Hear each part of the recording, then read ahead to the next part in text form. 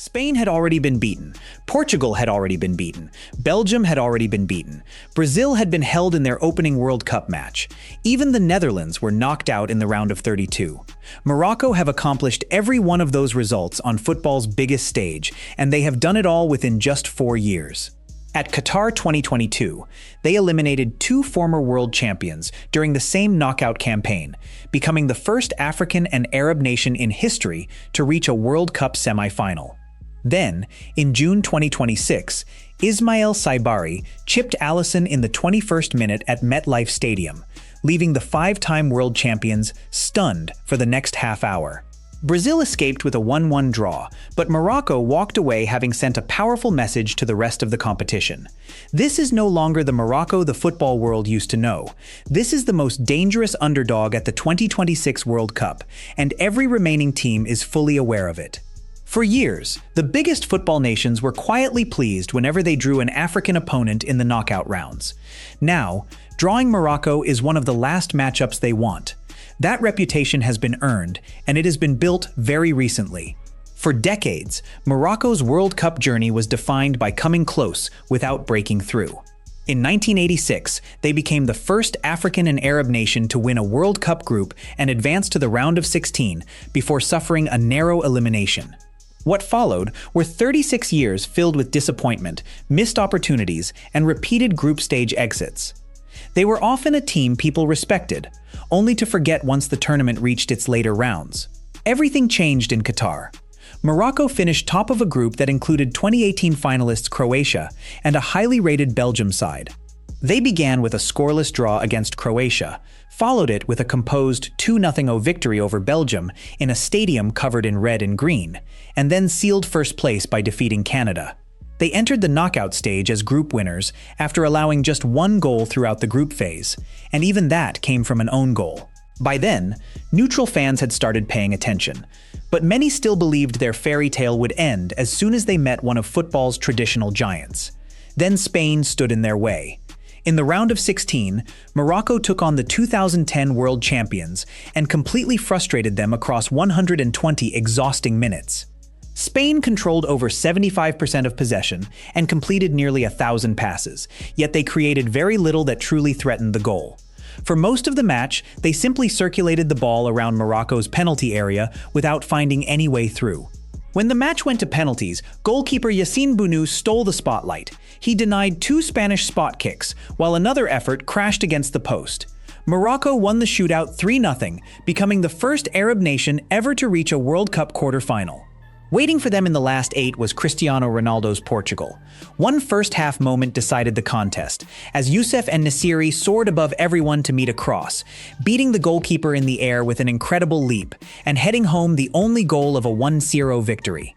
Cristiano Ronaldo was introduced from the bench, but by the final whistle he walked off the field in tears, while Morocco made history as the first African nation ever to qualify for a World Cup semi-final.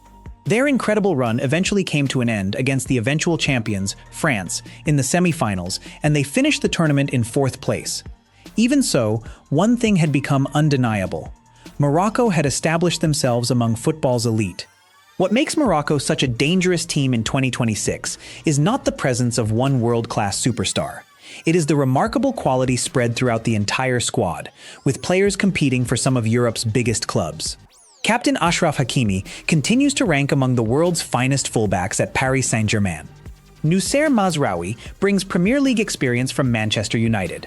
Naïef Aguerd remains a key figure at the heart of the defense, while Chadi Riyad adds youthful quality after arriving from Crystal Palace, and Ismail Diop contributes both physical presence and experience from West Ham. In midfield, Sofiane Amrabat is still the heartbeat of the team, the relentless ball winner who introduced Morocco to the world during Qatar 2022, protecting the defense and pressing opponents from the first minute to the last. Alongside him is an exciting new generation. Bilal El Khanous, only 22 years old, is flourishing in the Bundesliga with Stuttgart, while teenage midfielder Ayoub Bouadi chose to represent Morocco instead of France. Brahim Diaz, of Real Madrid, provides the creativity between the lines, and Ismail Saibari, reportedly closing in on a move to Bayern Munich, has emerged as one of the standout performers of this tournament. In goal, Bono remains the team's ultimate safety net, a goalkeeper who has already shown he can almost single-handedly win a World Cup knockout match. This squad is built from talent playing across the Premier League, La Liga, Ligue 1, and the Bundesliga. It combines the experienced core that made history in 2022 with a younger generation developed through Europe's top academies. Morocco arrived at the 2026 World Cup as the reigning Africa Cup of Nations champions while sitting 8th in the FIFA World Rankings. Their qualification campaign was nearly perfect. They won every CAF qualifying match, scored 22 goals, and allowed only 2 throughout the entire campaign. They ended up 15 points ahead of the runners-up in their qualifying group, with no other African nation matching that level of consistency or dominance. Everything begins with their defensive organization. Morocco rarely give away cheap goals. They defend collectively, remain disciplined, and back themselves to keep a clean sheet before relying on one decisive moment of quality to settle the match. In knockout football, that approach can be incredibly difficult to beat. Still, there is one real uncertainty surrounding this team, and it comes from the touchline. Walid Regragui, the coach who engineered Morocco's unforgettable 2022 run, stepped down in March 2026, just 3 months before the World Cup began, following a painful Africa Cup of Nations final on home soil. He was replaced by Mohamed Wapi, a 49-year-old whose senior-level coaching experience before this tournament was, for all practical purposes, virtually non-existent. But Wapi was far from a random choice. He guided Morocco's under-20 team to the 2025 FIFA U20 World Cup title, defeating Argentina 2-0 in the final. The Moroccan Federation described his promotion as a long-term strategic move, determined to build on the progress the country had already made instead of starting over. When Wabi accepted the role, he made his approach clear. The foundations, he said, had already been laid. His responsibility was simply to keep the team moving forward and delivering results. The biggest question surrounding Morocco is whether a coach without senior international tournament experience can successfully manage the pressure and unpredictability of a World Cup knockout campaign. So far, he has answered every challenge. Morocco were drawn into Group C alongside 5-time world champions Brazil, Scotland, and returning World Cup participants Haiti. Their opening match against Brazil in New Jersey looked like the toughest test they could have faced. Previous Moroccan teams may have approached that fixture hoping simply to stay alive. This Morocco side had a completely different mindset.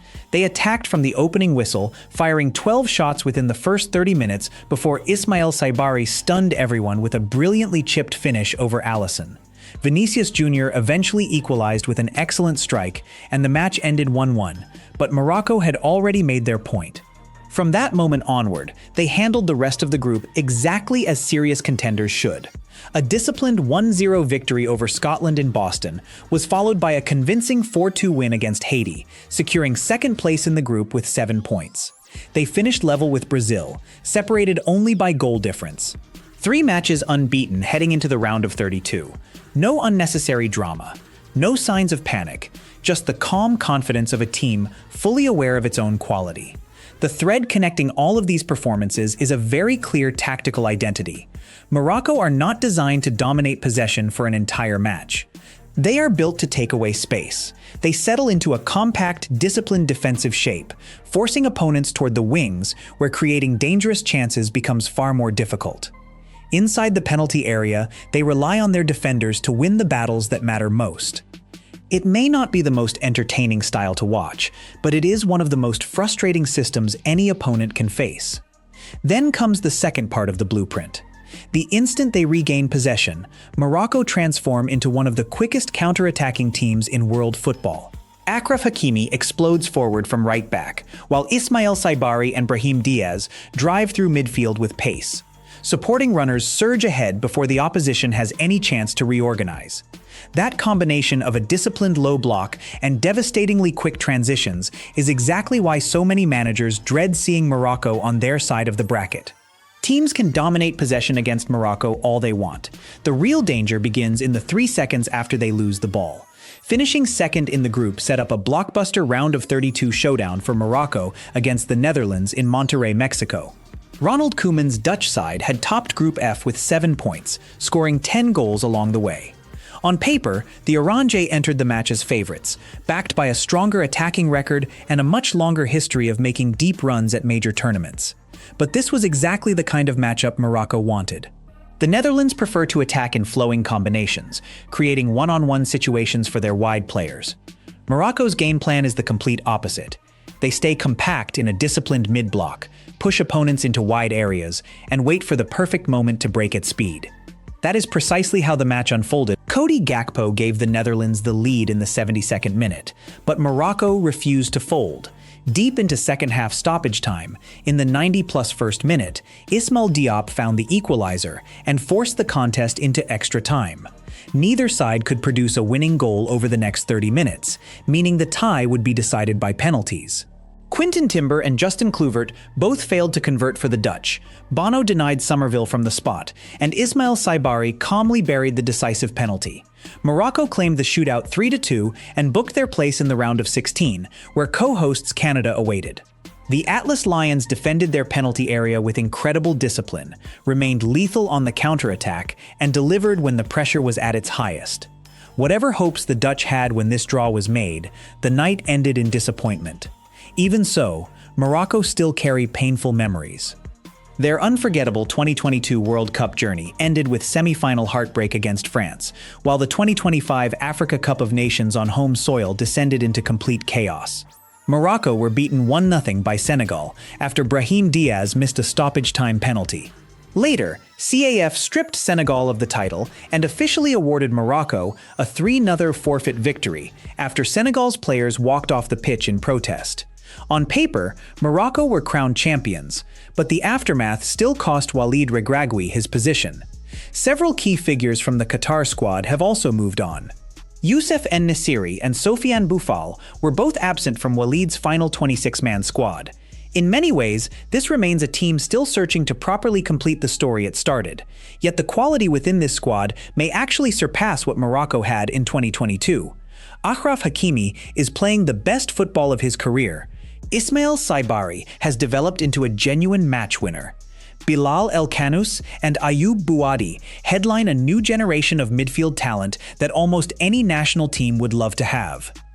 The experienced core that knows how to handle pressure is still in place, while the new head coach has yet to lose a tournament in his managerial career. For every team still left in this World Cup, one reality is impossible to ignore. Over the last 4 years, Morocco have already shown, twice, that they are capable of knocking out the biggest powers in world football. They did it to Spain and Portugal in 2022. They stood toe-to-toe with Brazil in 2026 and never backed down. They defend like a fortress. They counterattack with incredible speed, and they have a goalkeeper who has already made penalty shootouts feel like Morocco's stage.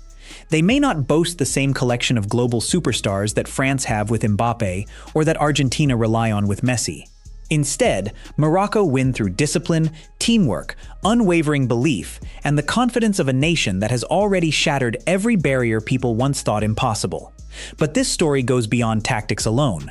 Morocco carry the hopes of an entire continent and the Arab world with them. Across the United States, Mexico, and Canada, their supporters have transformed neutral venues into stadiums that feel like home. That atmosphere gives them a real advantage and has become one of their greatest strengths. Another trip to the semifinals would equal the greatest achievement in Moroccan football history. Going any further would create an entirely new chapter. Can Morocco surpass what they accomplished in 2022? The knockout rounds will give us the answer. Now it's your turn. Drop a comment below. Do you believe the Atlas Lions will reach another World Cup semifinal, or can they go all the way and lift the trophy? If you enjoyed the video, don't forget to like and subscribe for more football content. Thanks for watching. The Atlas Lions are roaring. See you next time.